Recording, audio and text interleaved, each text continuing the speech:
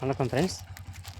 இப்போ நம்ம இருக்கக்கூடிய இடம் வந்து பார்த்தோம் அப்படின்னா குன்னத்தூர் பக்கம் இருக்கும், பெருந்தூர் ரோடு லைனில் இருக்கும். இது வந்து மொத்தம் 5000 வாழை, நேந்திரன் வாழை. நியர்பை ஒரு 3 மாதம் சொல்லிக்கிறாங்க. அது அந்த 3 மாதத்தோட வளர்ச்சி கொஞ்சம் கம்மியாக தான் இருக்குது. நேந்திரனை பொறுத்த வரைக்கும் கொஞ்சம் அடி உருட்டு வந்து வரணும், கிண்ண மாதிரி வரணும். டைம் இருக்குது தான், இருந்தாலும் ஒரு 3 மாதம்ன்றும் போது வளர்ச்சி முன்ன பின்ன இருக்குது, தெரியுதுங்களா? இந்த வாழையெல்லாம் ஒரு பிட்டில் வச்சுருக்காங்க, ஒரு பிட்டாக வச்சுருக்காங்க. இது ஒரு பிட் இருக்குது.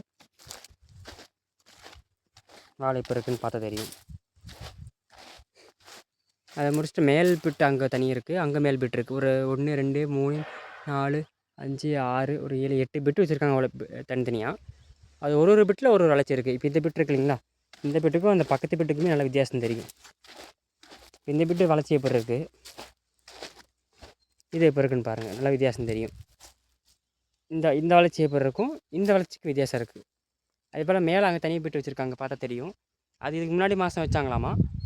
ஒரு ஒரு வாரம் தான் கேப் இருக்கும். நாங்கள் அது வளர்ந்துருக்கு, ஆனால் வந்து ஃபுல்லாக வெள்ளையருன்னு இருக்குது, உயிர் சத்தே இல்லாத மாதிரி இருக்குது. ஸோ முன்ன பின்ன இருக்குது, வெயில் தாக்கம் அதிகமாக இருக்குது, அது ஒரு காரணம்.